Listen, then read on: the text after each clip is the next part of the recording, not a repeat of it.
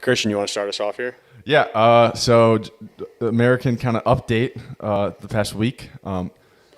Today we're filming on Wednesday. Today and yesterday, 7 Americans started in the kind of Champions League match day, as they call it. A match day is like Clap it up. yeah. There we go. It's a lot. Little vocab. Match day like refers to like how you might say week 8 in the NFL. Very similar to that. Yeah. And so within the match day 5 of the Champions League, 7 Americans started, which was the most ever. So kind of it's not like no one's going crazy over it, but just another cool fact showing. Yeah. Hey, this podcast that we made about the Americans being good, it's real. Yeah. There's some numbers and evidence. Yeah. Going into some of those starters, Pulisic had a game-winning assist. And Weston McKennie scored a goal for Juventus. Yeah. Despite the loss, but yeah, they lost there. Over to you, Lodge. yeah. Additionally, French legend Thierry Henry. We're not probably going to be talking about a ton of legends here, but Thierry said on CBS he runs kind of the Golazo show, he's one of the pundits during the Golazo show, which is their version of Red Zone. Said that this generation of the U.S. men's national team players is softer than kind of the last golden generation for us, which included players such as Landon Donovan, Clint Dempsey. If you don't know those names, don't worry. We'll probably get to that further in a different episode. Sure. And those dudes are tough. Those dudes are tough. Yeah. We were known for our grit back in those days. There were grit games for sure.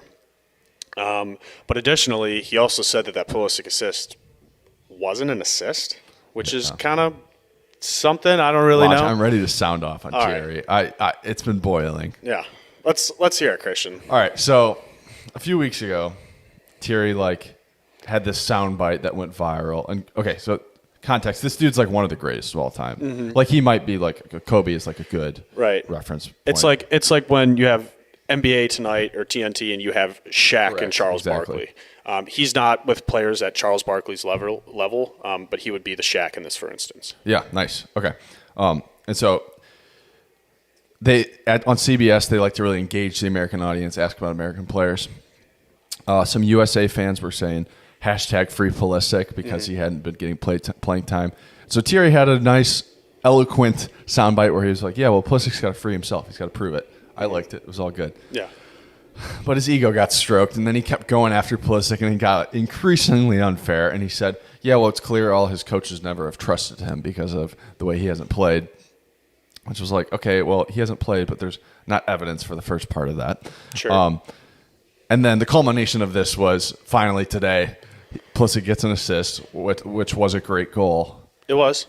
And Thierry Henry says it's not an assist, which that's not how that works in the slightest. Yeah. Yeah, I don't really know about that one. Yeah. It's kind of like I feel like he's one of those people where he probably saw a couple different games and he'd been hearing all this stuff about him. He's like, all the Americans are in my ear all the time. Pulisic this, Pulisic that. And he felt like he had to take him down a peg, and now it's just like he has an agenda and he needs to stick to it. Yeah, exactly. Yeah. That's exactly how I feel about it. We joke about Pulisic being the LeBron James of soccer.